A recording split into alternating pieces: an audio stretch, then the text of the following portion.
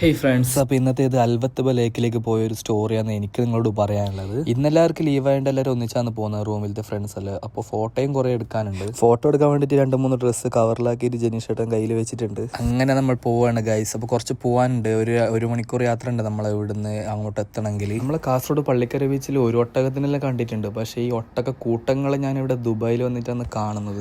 അതുകൂടാണ്ട് മൊത്തം മരുഭൂമികളാണ് സൈഡിലത്. അടിപൊളിയായിട്ടുണ്ട് ഗൈസ് ആ വ്യൂസ്. ഞാൻ ആദ്യമായിട്ടാണ് മരുഭൂമി കാണുന്നത് തന്നെ, അപ്പോൾ അതിൻ്റെ എക്സൈറ്റ്മെന്റ് വേറെ ഉണ്ട്. അങ്ങനെ കാഴ്ചകളൊക്കെ കണ്ടിട്ട് ലാസ്റ്റ് അൽവത്തബ ലേക്കിലെത്തി ഗൈസ്. അപ്പോൾ അവിടെ എന്താണെന്ന് അറിയാൻ വേണ്ടിയിട്ട് നല്ലൊരു ആകാംക്ഷ ഉണ്ട് എല്ലാവർക്കും. കാറ് നമ്മൾ അവിടെ പാർക്ക് വെച്ചിട്ട് ഇറങ്ങി നടന്നു. ഒടുക്കത്തെ ചൂടാണ് ഗൈസ്, ഒരു രക്ഷയില്ല. ചൂട് ടൈമിന് നമ്മൾ പോയത്. സത്യം പറഞ്ഞാൽ ഫോട്ടോ എടുക്കാൻ വേണ്ടിയിട്ടാണ് ഇങ്ങോട്ടേക്ക് വന്നത് തന്നെ, പക്ഷെ ഇവിടെ നല്ല ചൂടായതുകൊണ്ട് നമുക്ക് ഫോട്ടോ എടുക്കാനൊന്നും പറ്റിയില്ല. പിന്നെ കുറച്ച് ഫോട്ടോസ് എല്ലാം കുറച്ച് കഷ്ടപ്പെട്ടിട്ടാണെങ്കിലും എടുത്തു. പിന്നെ താറാവിനി മീനെല്ലാം കണ്ടിട്ട് നമ്മൾ അടുത്ത ലൊക്കേഷൻ പിടിക്കാന്ന് വെച്ചു. പക്ഷെ ഇവിടെ കാണാൻ കുറച്ചുണ്ട് കേട്ടോ. ഈ കാണുന്നൊക്കെ ഇവിടെ ഇരിക്കാൻ വേണ്ടിയിട്ടുള്ളതാക്കിയാണ്. ഗ്രില്ലിന്റെ ഉള്ളിൽ കരിങ്കലിന്റെ കഷ്ണമെല്ലാം ഇട്ടിട്ട് നിറച്ചിട്ട് ഒരു ഇരിപ്പിടം പോലെ ആക്കിയാണ്. ഇവിടെ വെറൈറ്റി ആണ്. എന്തായാലും ചൂടാണെങ്കിലും സംഭവം അടിപൊളിയുണ്ട്. തണുപ്പ് കാലത്താണെങ്കിൽ അടിപൊളി വൈബാക്കിയിട്ട് നമുക്ക് ഇവിടുന്ന് തിരിച്ചു വരാവുന്നതാണ്. അങ്ങനെ ആ കാഴ്ചകളൊക്കെ കണ്ടിട്ട് നമ്മൾ അവിടെ നിന്ന് ഇറങ്ങി. അപ്പൊ ജനീഷിന്റെ വേറൊരു സ്ഥലം ഉണ്ടെന്ന് പറഞ്ഞു. അങ്ങനെ ലൊക്കേഷൻ അടിക്കുമ്പോൾ നമുക്ക് ആ ലൊക്കേഷൻ ഫോണിൽ വരുന്നില്ല, കാരണം യുദ്ധമൊക്കെ നടക്കുന്നതുകൊണ്ട് ലൊക്കേഷൻ കിട്ടാൻ കുറച്ച് പാടാണ്. അപ്പൊ പോകുന്ന വഴിക്കിൽ ഒരു കാഴ്ച നിങ്ങളിപ്പോൾ കണ്ടുകൊണ്ടിരിക്കുന്നത്, 2 സൈഡും മരമായിട്ട് അടിപൊളി വ്യൂ ആയിരുന്നു ഇവിടുന്ന് കാണാൻ വേണ്ടി. ലൊക്കേഷൻ കിട്ടാത്തതുകൊണ്ട് ഒരു ലക്ഷ്യമില്ലാത്ത യാത്രയായിരുന്നു. അങ്ങനെ പോയിക്കൊണ്ടിരിക്കുമ്പോൾ ഒരു ബക്കാല കണ്ടു.